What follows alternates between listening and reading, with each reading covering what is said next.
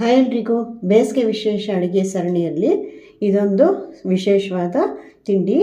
ಇದು ಭಾಳ ಇನ್ಸ್ಟೆಂಟಾಗಿ ಕಡಿಮೆ ಸಮಯದಲ್ಲಿ ಕಡಿಮೆ ಪದಾರ್ಥ ಉಪಯೋಗಿಸ್ಕೊಂಡು ಇನ್ಸ್ಟೆಂಟಾಗಿ ತಿಂಡಿನ ತಯಾರಿಸೋದಿದು. ಇದಕ್ಕೆ ಬೇಳೆ ಅಕ್ಕಿ ಏನು ನೆನೆಸೋದು ಬೇಡ, ರುಬ್ಬೋದು ಬೇಡ, ರಾತ್ರಿ ಎಲ್ಲ ಇಟ್ಟು ಬೆಳಗ್ಗೆ ಹುದುಗಿಸೋದು ಬೇಡ.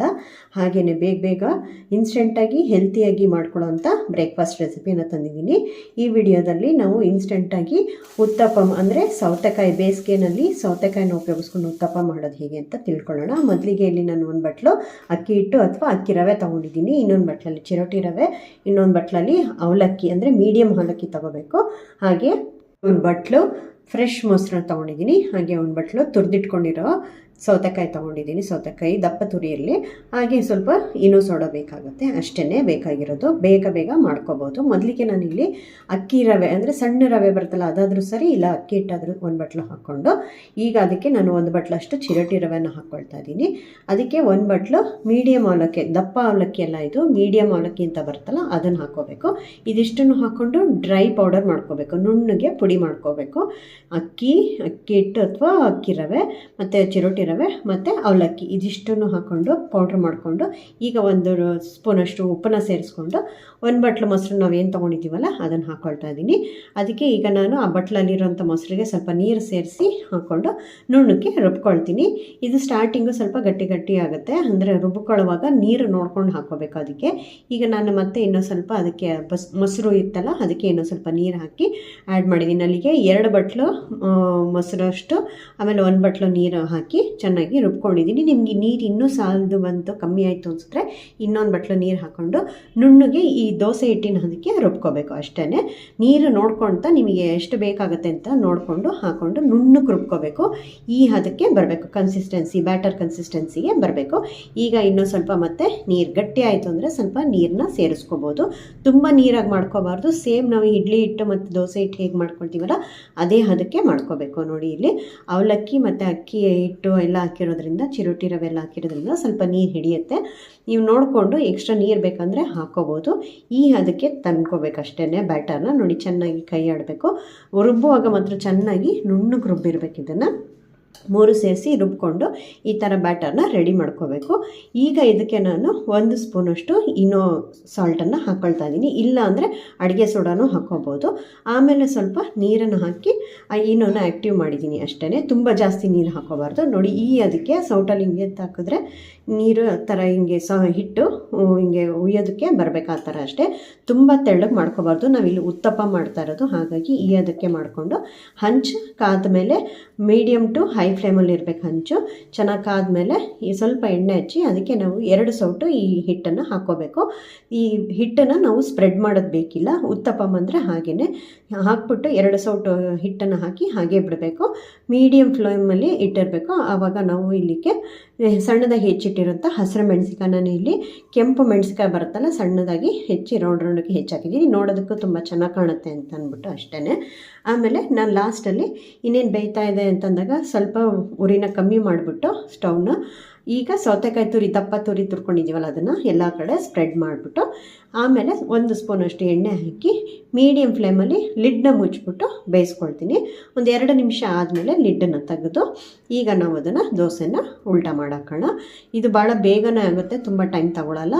ಇದಕ್ಕೆ ಬೇಕಾದ್ರೆ ಈರುಳ್ಳಿ, ಕ್ಯಾರೆಟ್ ತುರಿ, ಕೊತ್ತಂಬರಿ ಎಲ್ಲ ಹಾಕೋಬೋದು. ಆದರೆ ನಾವಿಲ್ಲಿ ಸೌತೆಕಾಯಿದು ಉತ್ತಪ್ಪ ಮಾಡ್ತಾ ಇರೋದ್ರಿಂದ ಸೌತೆಕಾಯಿ ಫ್ಲೇವರೇ ಬರಬೇಕು ಅಂತ ಅನ್ನೋದಕ್ಕೋಸ್ಕರ ನಾನು ಬೇರೆ ಏನನ್ನೂ ಆ್ಯಡ್ ಮಾಡಿಲ್ಲ.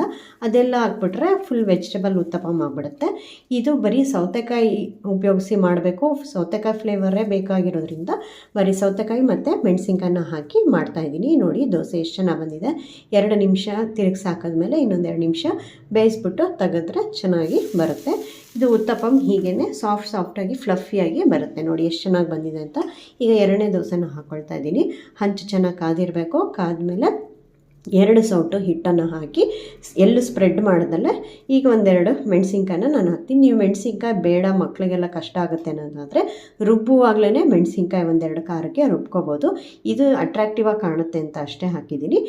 ಸೌತೆಕಾಯಿ ಮಾತ್ರ ರುಬ್ಬಕ್ಕೆ ಹಾಕೋದು ಬೇಡ, ಯಾಕೆಂದರೆ ಅದು ನೀರು ಬಿಟ್ಕೊಂಡ್ಬಿಡುತ್ತೆ. ನಾವು ಪ್ರತಿ ಸಾರಿ ದೋಸೆ ಹಾಕೋ ತನಕ ಅದು ನೀರು ಬಿಟ್ಕೊಂಡ್ಬಿಡುತ್ತೆ. ಸೌತೆಕಾಯಿ ಮಾತ್ರ ಲಾಸ್ಟಲ್ಲೇ ಹಾಕ್ಕೋಬೇಕು ಮೇಲ್ಗಡೆ.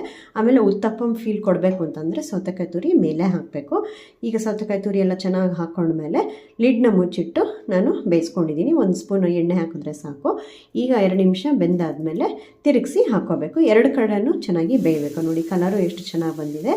ಈಗ ಹಿಟ್ಟಿಗೆ ನಾವು ಉಪ್ಪು, ಇನೋ ಸಾಲ್ಟು ಎಲ್ಲ ಹಾಕಿದ್ದೀವಿ. ಕಲರು ತುಂಬ ಚೆನ್ನಾಗಿ ಬರುತ್ತೆ. ಇನ್ಸ್ಟೆಂಟಾಗಿ ದೋಸೆನೂ ರೆಡಿಯಾಗಿ ಹೋಗ್ಬಿಡುತ್ತೆ. ನೀವು ಇದಕ್ಕೋಸ್ಕರ ಹಿಟ್ಟು ರುಬ್ಕೋಬೇಕು, ನೆನೆಸ್ಕೋಬೇಕು ಅನ್ನೋದು ಏನಿಲ್ಲ. ಈ ಥರ ಸೌತೆಕಾಯಿ ಉತ್ತಪ್ಪಂನ ಇನ್ಸ್ಟೆಂಟಾಗಿ ಮಾಡ್ಕೋಬೋದು. ತುಂಬ ಕಡಿಮೆ ಸಮಯದಲ್ಲಿ ಕಡಿಮೆ ಇಂಗ್ರೀಡಿಯೆಂಟಿಂದ ನೀನು ಒಳ್ಳೆ ತಿಂಡಿನ ತಯಾರಿಸ್ಬೋದು. ಬೇಸಿಗೆಗಂತೂ ತುಂಬ ಮಾಡಿಸೋಂಥ ತಿಂಡಿ. ಇದನ್ನು ನೀವು ಹಾಗೆ ತುಪ್ಪ ಹಾಕ್ಕೊಂಡು ತಿನ್ಬೋದು. ಇಲ್ಲಾಂದರೆ ಕಾಯಿ ಚಟ್ನಿ ಜೊತೆ ಅಂತೂ ತುಂಬ ಚೆನ್ನಾಗಿರುತ್ತೆ. ಕಾಂಬಿನೇಷನ್ನು ಸಖತ್ತಾಗಿರುತ್ತೆ. ಟೆಕ್ಸ್ಚರು ಕೂಡ ಎಷ್ಟು ಸಾಫ್ಟ್ ಆ್ಯಂಡ್ ಫ್ಲಫಿಯಾಗಿ ಬಂದಿರುತ್ತೆ ಅಂದರೆ ತುಂಬಾ ಚೆನ್ನಾಗಾಗುತ್ತೆ. ಒಳ್ಳೆ ಬಂದು ದೋಸೆ ತಿಂದಂಗೆ ಆಗುತ್ತೆ. ನೀವು ಒಂದ್ಸತಿ ಇದನ್ನು ಟ್ರೈ ಮಾಡಿ, ತುಂಬ ಚೆನ್ನಾಗಿರುತ್ತೆ. ಅಲ್ಲಲ್ಲಿ ಮೆಣಸಿನ್ಕಾಯಿ ಸಿಗೋದ್ರಿಂದ ಬಾಯಿಗೆ ರುಚಿನೂ ಚೆನ್ನಾಗಿರುತ್ತೆ. ಮಕ್ಳಿಗೆ ಇದು ಬೇಡ ಅಂತಂದರೆ ಅದನ್ನು ತೆಗಿಬೋದು. ಮೆಣಸಿನ್ಕಾಯಿನ ನೀವು ಹಿಟ್ಟು ರುಬ್ಬುವಾಗ ಹಾಕ್ಕೋಬೋದು. ಸೌತೆಕಾಯಿ ಮಾತ್ರ ಮೇಲೆ ಹಾಕ್ಕೋಬೇಕು. ಆವಾಗ ನೋಡಿ ಬಾಯಿಗೆ ಸಿಗುತ್ತೆ ಕೂಡ ಸೌತೆಕಾಯಿ. ಚೆನ್ನಾಗೂ ಆಗುತ್ತೆ. ಹಿಟ್ಟು ನೀರು ಆಗೋದಿಲ್ಲ ಸೌತೆಕಾಯಿ ಮೇಲೆ ಹಾಕೋದ್ರಿಂದ ಚೆನ್ನಾಗಾಗುತ್ತೆ. ಸೌತೆಕಾಯಿ ಉತ್ತಪ್ಪಂ ರೆಡಿಯಾಗಿದೆ. ಇದನ್ನು ನೀವು ಕಾಯಿ ಚಟ್ನಿ ಜೊತೆನಾದ್ರು ತಿನ್ಬೋದು, ಇಲ್ಲ ಹಾಗೇ ತಿನ್ಬೋದು. ಮಕ್ಳಿಗೆ ಬೇಕಾದ್ರೆ ಸಾಸ್ ಜೊತೆನೋ ಇಲ್ಲ ಹಾಗೆ ತುಪ್ಪ ಹಾಕ್ಕೊಟ್ರೆ ತಿನ್ಬೋದು. ಸೌತೆಕಾಯಿ ಫ್ಲೇವರ್ ಅಂತೂ ಬಾಯಿಗೆ ತುಂಬ ಚೆನ್ನಾಗಿ ಬರ್ತಿರುತ್ತೆ. ಒಳ್ಳೆ ಪರಿಮಳ ಕೂಡ ಬರ್ತಾ ಇರುತ್ತೆ. ಸೌತೆಕಾಯಿ ಫ್ರೆಶ್ ಸೌತೆಕಾಯಿ ಫೀಲಿಂಗು ತುಂಬ ಚೆನ್ನಾಗಿರುತ್ತದು. ಈ ಸಮ್ಮರಿಗಂತೂ ಒಳ್ಳೆ ತಿಂಡಿ ಇದು. ಮತ್ತು ತುಂಬ ಟೈಮು ಸ್ಪೆಂಡ್ ಮಾಡೋ ಹಾಗೆ ಇಲ್ಲ. ಅಡುಗೆ ಮನೆಯಲ್ಲಿ ಸೆಕೆ ಇರೋದ್ರಿಂದ ಅಡುಗೆ ಮನೆಯಲ್ಲಿ ತುಂಬ ಟೈಮ್ ಸ್ಪೆಂಡ್ ಮಾಡೋಕ್ಕಾಗಲ್ಲ ಅಂದಾಗ ಈ ಥರ ಸಿಂಪಲ್ ತಿಂಡಿ ಹೆಲ್ತಿಯಾಗೂ ಮಾಡ್ಕೋಬೋದು. ನೋಡಿ ಈಗ ನಾವು ಹಿಂದಿನ ದಿವಸ ನೆನೆಸೋದು ಮರ್ತ್ಬಿಟ್ವಿ ಅಂತಂದರೆ ಬೆಳಗ್ಗೆ ರುಬ್ಬಬೇಕಾಗುತ್ತೆ, ಅಥವಾ ಅದು ನೆಕ್ಸ್ಟ್ ಉದಕ್ಕೆ ಬರೋಕ್ಕೆ ಟೈಮ್ ಇಲ್ಲ ಅನ್ನೋದಾದರೆ ಈ ಥರ ಇನ್ಸ್ಟೆಂಟಾಗಿ ಮಾಡ್ಕೊಂಡು ತಿನ್ಬೋದು. ನೋಡಿ ಚಟ್ನಿ ಜೊತೆ ಸಖತ್ತಾಗಿರುತ್ತೆ. ಈ ಹಿಟ್ಟಲ್ಲಿ ನೀವು ಎಷ್ಟು ಬೇಕಾದರೂ ದೋಸೆ ಮಾಡಿಕೊಂಡು ತಿನ್ಬೋದು. ನೆನೆಸೋದು ಬೇಕಾಗಿಲ್ಲ ಜಾಸ್ತಿ ಹೊತ್ತು. ಈ ರೆಸಿಪಿನ ಒಂದ್ಸತಿ ಟ್ರೈ ಮಾಡಿ ನೋಡಿ. ಈ ರೆಸಿಪಿ ಇಷ್ಟ ಆಗಿದ್ದರೆ ಲೈಕ್ ಮಾಡಿ, ಶೇರ್ ಮಾಡಿ, ಹಾಗೂ ನನ್ನ ಚಾನಲ್ನ ಸಬ್ಸ್ಕ್ರೈಬ್ ಮಾಡಿ. ಮತ್ತು ಮುಂದಿನ ವೀಡಿಯೋದಲ್ಲಿ ಸಿಗೋಣ. ಅಲ್ಲಿವರೆಗೂ take care, eat healthy. Thanks for watching.